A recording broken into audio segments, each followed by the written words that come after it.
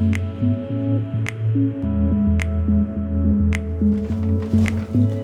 what's up guys? Randy Rector here. Welcome back to another video. In today's video, we're gonna be going over the Audient Evo 4 preamp. Now at face value, this is basically a 2x2 preamp, 2 ins, 2 outs, but it does have some additional features like Smartgain, as well as something they call loopback recording.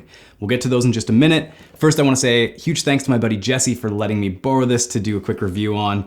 He bought this and like a day after getting it, he sent it over to me to review. So definitely appreciate it. If you guys wanna see someone soaring on the violin, I'll link his Fiverr page down below. But let's get right into the review. So right out of the box, first impressions, the build quality isn't really the best. I was kind of surprised actually. I don't know if you can see this. I'll see if I can demonstrate, but there's actually like a bit of play in the plastic, like probably 3 or 4 millimeters of play. Sorry, Jesse, I shouldn't be doing this with your new preamp.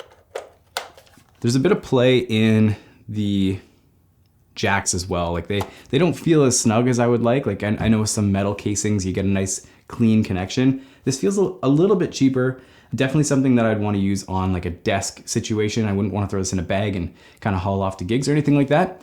But the buttons, they have a nice tactile response to them. They do feel a little bit cheap. Again, like I can feel this one kind of rocking back and forth. This feels pretty good quality as well. So it's decent. Definitely wouldn't want to be throwing this in a bag. All right, let's take a look inside. So we've got the instructions, the Evo 4 itself, and a USB-C to USB-A cable.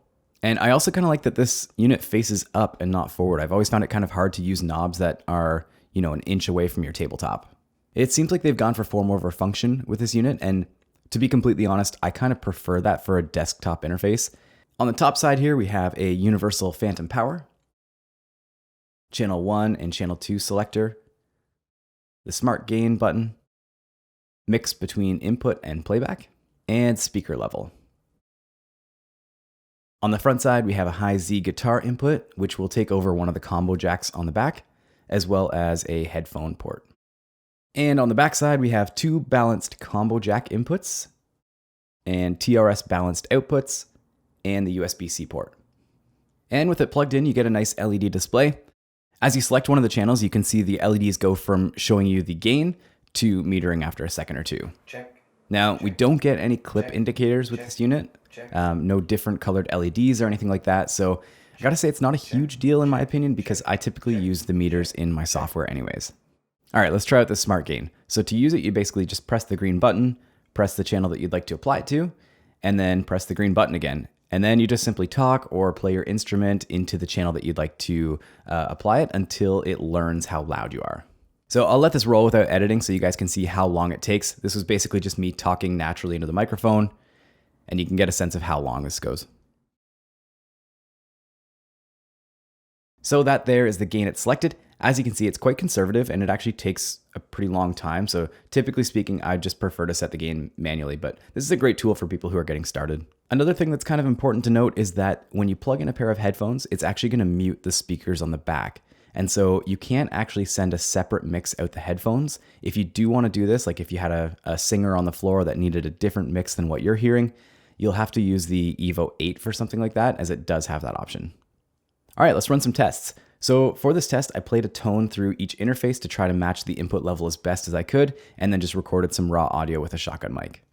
All right, so this is me recording into a Rode NTG3 shotgun mic from thumb to pinky away, and I'm looking directly at it.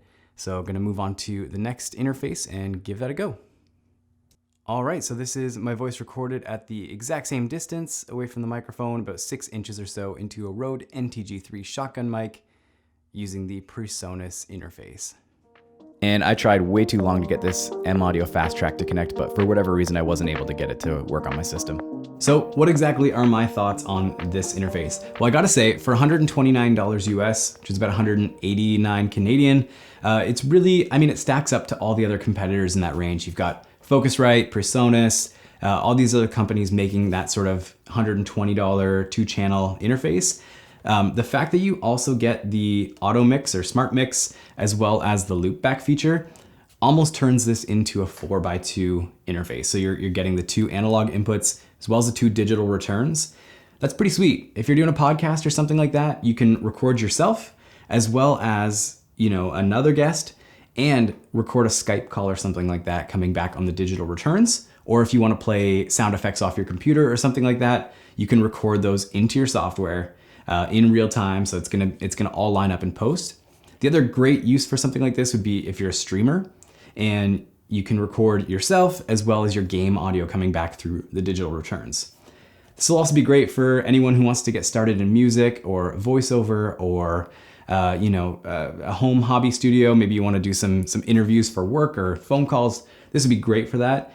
What I would not recommend this interface for is anybody who wants to travel with it. So if you want to record live conferences or put it in a gig bag, take it to some live events, have this sitting on the side of your stage while you're, recording your vocals, whatever, what have you, this wouldn't be the best for that. Again, the build quality isn't fantastic. I would say it's good at best. And so I would definitely recommend something a little bit more rugged, maybe something in a metal case. Well, that's about it for the Audient Evo 4. If you guys found this video useful, please feel free to throw a like down there. And I'm curious to know if you guys chose a different preamp. If you guys didn't buy this one, I'd love to know why. So throw that down in the comments and I would love to learn. So hope this was useful. We'll see you guys in the next one.